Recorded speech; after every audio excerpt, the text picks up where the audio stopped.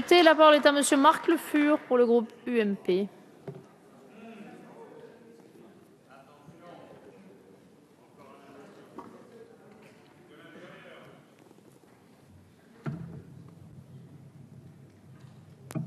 Madame la Présidente, Monsieur le Ministre, Monsieur le Président de la Commission, Monsieur le rapporteur, mes chers collègues, nous arrivons au terme de nos débats sur cette fameuse loi. Quels sont les mots qui me viennent à l'esprit? Le premier mot qui me vient à l'esprit est celui de déception. Déception que nous n'ayons même pas l'intelligence de suivre ce que nous proposait le Sénat. Une carte plus intelligente pour l'Alsace, un droit d'option qui laissait au moins quelques ouvertures pour la Bretagne. Mais la déception, elle est beaucoup plus grande. On est déçu quand on a nourri quelques espérances. Et c'est vrai, Monsieur le Ministre, que je nourrissais quelques espérances quand ce chantier a été ouvert. Parce que finalement, c'était la première fois qu'on ouvrait un chantier de cette nature. Et c'est vrai que c'était la première fois que l'Assemblée elle-même, le Parlement plutôt, allait en débattre. Déception parce qu'en fait, cette espérance est déçue. On verrouille la situation pour nos régions et sera pire demain qu'aujourd'hui. C'est ça qu'il faut que nous retenions. Déception, alors même que le travail avait été très largement préparé, mes chers collègues, par une commission qui avait bien travaillé, la commission Balladur, qui accueillait en son sein d'ailleurs différentes personnalités de différentes sensibilités, en particulier l'ancien Premier ministre Pierre Mauroy. Déception en Bretagne d'autant plus grande que l'on voit, et je m'en réjouis, que d'autres régions ont obtenu que leurs revendications anciennes soient satisfaites. Et je me réjouis pour les Normands qu'ils aient pu ainsi réunifier ce beau territoire qui nous voisine. Déception enfin parce que nous avons loupé une occasion qui ne se renouvellera pas régulièrement. Premièrement, déception. Deuxième sentiment, le grand retour du jacobinisme. Ce grand retour du jacobinisme, il se manifeste en votre personne avec talent, Monsieur le Ministre, avec talent. Mais je suis là quand même pour le regretter et pour constater, je crois même qu'il y a eu quelques autres perspectives au sein du gouvernement et j'ai entendu dans la bouche de M. Vallini d'autres propos plus girondins. Hélas, il ne s'est guère exprimé et on ne l'a guère entendu. On a assisté à un jacobinisme très hostile à toute forme d'identité, à toute forme de personnalité, à toute forme de différenciation. Et ce jacobinisme, extrême, je voudrais l'expliquer par la faiblesse même du gouvernement central. Quand un gouvernement central se sent fort, il peut se donner les moyens d'une véritable décentralisation. Ce fut le cas à la grande période gaulliste, ce fut même le cas à la grande époque de François Mitterrand. Le gouvernement était suffisamment sûr de lui-même pour tracer des perspectives. Aujourd'hui, il se sent sur le repli. Sur le repli, il a peur. Et celui qui s'inquiète, qui a peur, eh bien, il n'agit pas. Au contraire, il se confie dans des raisonnements d'hier. Il n'agit plus. Les Jacobins n'aiment pas l'identité. Ils la confondent avec l'autonomie, ils la confondent avec je ne sais quoi. En rejetant les identités régionales, vous rendez un service éminent à un certain nombre d'identitaires extrémistes qui, c'est vrai, pourront s'emparer de la déception qui grandit dans les populations pour demain non seulement dénoncer le gouvernement, mais dénoncer la patrie dans son ensemble. Et en fait, vous faites leur jeu. Moi, je suis pour une identité sereine, une identité heureuse, une identité multiple. On peut parfaitement être breton et français, et nos grands ancêtres l'ont démontré. Nous sommes dans l'année du centenaire, peut-être cette région plus que d'autres, ou au moins autant que d'autres, l'a démontré. Et puis, il existe aussi, et je voudrais le dénoncer, un esprit identitaire parisianiste, selon lequel rien ne pourrait se faire que dans les limites du périphérique et qu'il n'y aurait de bon bec que de Paris. Et ceci, vous l'avez repris également dans nos échanges. Premièrement, déception. Deuxièmement, grand retour du jacobinisme. Troisièmement, mon cher collègue, écoutez-moi, faible écoute. Justement, mon titre, c'est faible écoute, très faible écoute. Très faible écoute des populations d'abord, qui n'ont pas été consultées, des collectivités qui n'ont même pas été sollicitées. Tout ça est porté par des gens qui se réclament de la démocratie participative, qui exigent multiples consultations pour des décisions bien moindres. Et là, pour une décision de cette importance, tout est centralisé, plus uniquement du côté de l'exécutif, mais aussi du côté du législatif, qui en rajoute pour le coup. Faible écoute des populations, faible écoute de l'opposition, bien évidemment, mais ça, on a l'habitude, si j'ose dire. Ce qui est plus réel et plus révélateur, c'est aussi la faible écoute de votre majorité, Monsieur le ministre. Et je parle ici devant le président de la commission des lois, notre collègue Urvoas, qui, j'en suis convaincu, avec honnêteté, espérait un certain nombre d'évolutions de ce texte.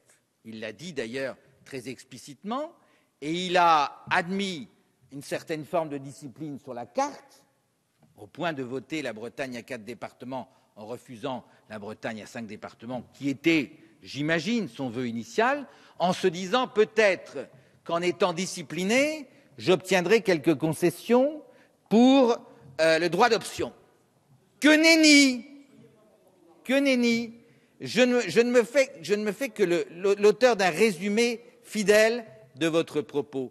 Que nenni! Nous n'avons rien obtenu du droit d'option. Le droit d'option, c'est quoi? C'est la liberté qui devrait être donnée à un département de choisir sa région d'appartenance.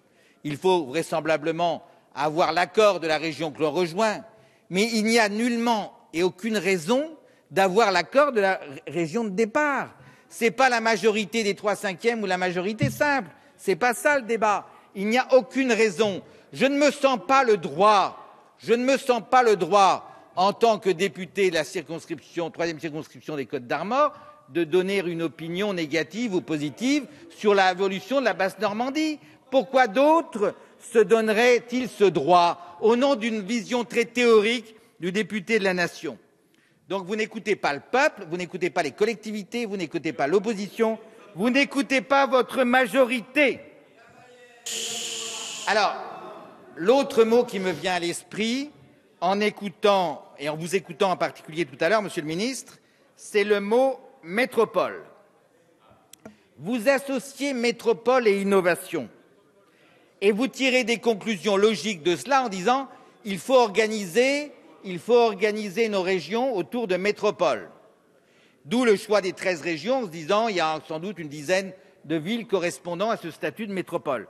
D'où cette difficulté dans l'Ouest, puisque votre rêve, en fait, c'était bien évidemment de retenir Nantes comme métropole et d'organiser les choses autour d'elle.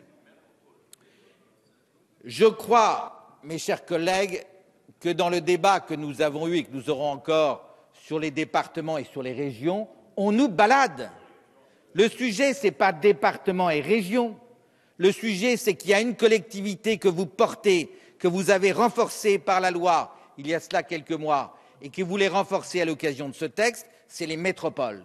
Et vous voulez organiser tout le reste. Le reste, région et département, ce n'est que très secondaire. Donc ne nous laissons pas piéger par ce débat région-département. On voit bien que votre enjeu politique, il est de tout organiser autour des métropoles. Alors, Monsieur le Ministre, nous approchons des fêtes, c'est l'occasion des cadeaux, et peut-être aurez-vous quelques libertés et un petit peu de temps. Donc je vous invite à lire un excellent auteur qui s'appelle Christophe Guilly, qui est un excellent géographe, et qui démontre, parce qu'on l'oublie un peu, que 65% de la population vit en dehors de ces métropoles, même pas dans l'attraction de ces métropoles. Et que ces gens-là, ils font des choses, et que ces gens-là, ils entreprennent, et que ces gens-là, ils recherchent, ils travaillent, ils ont des initiatives, et il ne faut pas les négliger. Ces gens-là en ont assez du journal de 20 heures, où on ne parle que des bobos riches et des banlieues qui brûlent. Ces gens-là, ils veulent aussi qu'on parle d'eux, parce qu'ils constituent la France. On sait le leur rappeler quand il s'agit de lever l'impôt. Eh bien, ces gens-là, ils existent aussi. Alors, arrêtons. Oui, lever l'impôt, vous l'avez parfaitement dit, et ils savent le dire aussi très explicitement quand ils en ont assez qu'on les assomme d'impôts et de contraintes. Alors, les métropoles, quel mot encore me vient à l'esprit, Monsieur le Ministre? C'est le manque de cohérence complète. Hervé Guémard l'a dit très justement, les hésitations, vive le département un jour, mort le département le lendemain, et puis après on va trouver un compromis, tout ça sous l'autorité des radicaux de gauche, gens très sympathiques, mais c'est quand même la structure politique la plus anachronique. Elle est tellement identifiée à un passé lointain. Mais c'est ceux-là qui ont le dernier mot pour évoquer ce qu'ils souhaitent.